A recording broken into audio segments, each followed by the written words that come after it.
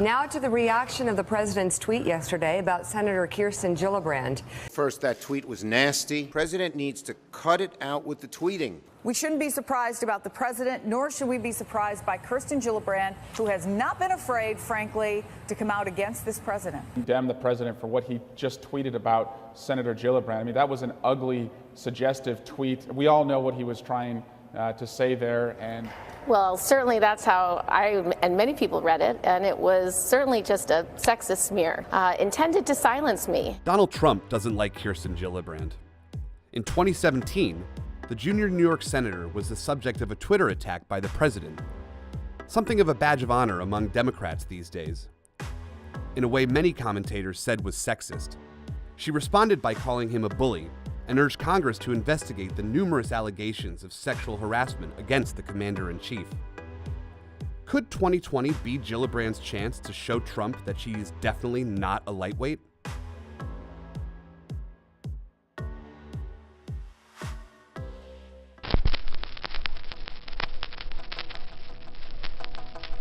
Kirsten Rutnick was born on December 9, 1966, in Albany, New York, to attorney parents. A career she would also pursue in the early 90s after graduating from Dartmouth College. She married Jonathan Gillibrand in 2001, and they have 2 sons. Gillibrand has long been involved in New York politics and has said that hearing a speech from then First Lady Hillary Clinton inspired her to do more.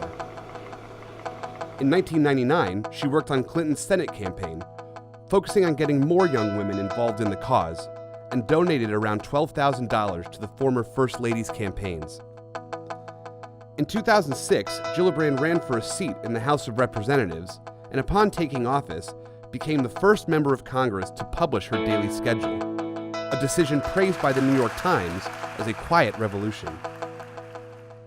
After winning the presidential election in 2008, Barack Obama named Hillary Clinton as the Secretary of State, which meant her Senate seat had to be filled.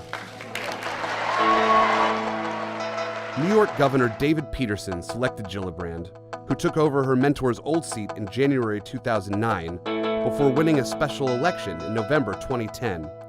She has been New York's junior senator ever since. Are being marginalized. We recognize that we are all brothers and sisters in our struggle for equality and justice. And I know that we should show the world that we are united as ever in fighting for equality for every single American, regardless of their race, religion, sexual orientation, gender identity, cultural identity, because injustice against one is an injustice against all of us. One of the most striking aspects of Gillibrand's time in Congress so far has been her unwavering support of women's rights. She is pro-choice, co-sponsored a bill that aimed to reduce sexual violence on campus, and, in 2017, was one of the first Democrats to call on Al Franken to resign after he was accused of sexual harassment. Enough is enough. I mean, this is a conversation we've been having for a very long time, and it's a conversation that this country needs to have. And I think when we start having to talk about the differences between sexual assault and sexual harassment and unwanted groping, you're having the wrong conversation. We need to draw a line in the sand and say none of it is okay, none of it is acceptable, and we, as elected leaders, should absolutely be held to a higher standard, not a lower standard, and we should fundamentally be valuing women. Later that year, the senator also said she believed President Bill Clinton should have resigned after his affair with Monica Lewinsky. So you told the New York Times that Bill Clinton should have resigned over the Lewinsky affair. My point is that the tolerance that we had 25 years ago, what was allowed 25 years ago, it will not be tolerated today, is not allowed today, and that we have to have the kind of oversight and accountability that society needs so that we can protect people in the workplace, that people can function without having an unsafe work environment, whether it's in the military. So you're saying President Clinton created an unsafe work environment in the White House? No, I'm saying that this conversation we are having today is really important, and that the kind of behavior that was tolerated a long time ago would never be tolerated today, and we can't allow it to be tolerated today. In addition, Gillibrand was also the first sitting senator to call for the abolition of ICE. I believe that it has has become a deportation force.